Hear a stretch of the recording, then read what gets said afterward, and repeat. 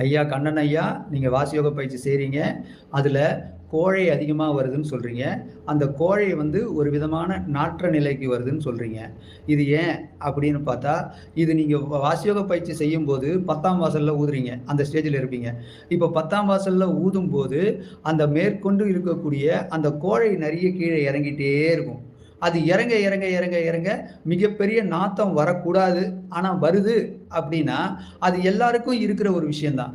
ஏன்னா வந்து சளி அப்படின்றது வந்து தான் கோழை. அது வந்து எப்பயுமே அமுத சுரபி கிடையாது. அது வந்து வெறும் சளி தான். அந்த சளி வந்துகிட்டே இருக்கும்.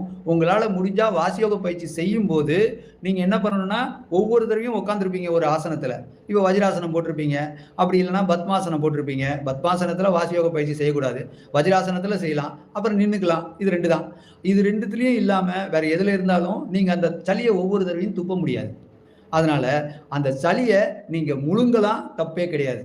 அது நீங்க சளிய எவ்வளோதான் முழுங்குனாலும், அந்த உடலுடைய சூட்டுக்கு ஏற்ப அந்த சளி கொஞ்சம் கொஞ்சமா வேப்பரேட் ஆயிடும்.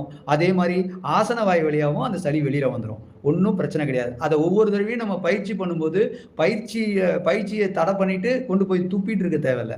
அதனால நீங்க அத கவலைப்பட தேவையில்ல.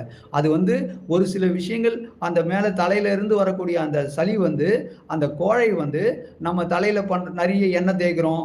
அப்புறம் தலைய ஒழுங்கா பராமரிக்காம இருப்போம். அப்படி இருக்கிறதுனால, ஒரு சில விஷயங்கள்ல சின்னதா வந்து சில தூசிகள், கீசிகள்லாம் பட்டதுனால, கொஞ்சம் லைட்டா நாற்றம் அடிக்கலாம்.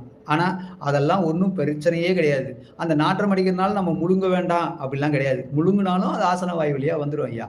கவலைப்படாதீங்க ஐயா. நல்லபடியா வாசியோக பயிற்சிய பண்ணுங்க ஐயா. கண்ணன் ஐயா, நல்லபடியா நீங்க வாசியோக பயிற்சி பண்றீங்க. ஒண்ணும் பிரச்சனை இல்ல. நீங்க மேல் நோக்கி மட்டும் ஊதுங்க.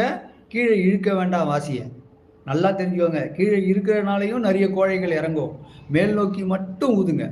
மேல் நோக்கி மட்டும் அந்த வாசி மந்திரத்தோட ரிதமுக்கு ஏற்ப மேல் நோக்கி மட்டும் ஊதிக்கிட்டே இருங்கய்யா. ஒண்ணும் பிரச்சனை இல்லையா.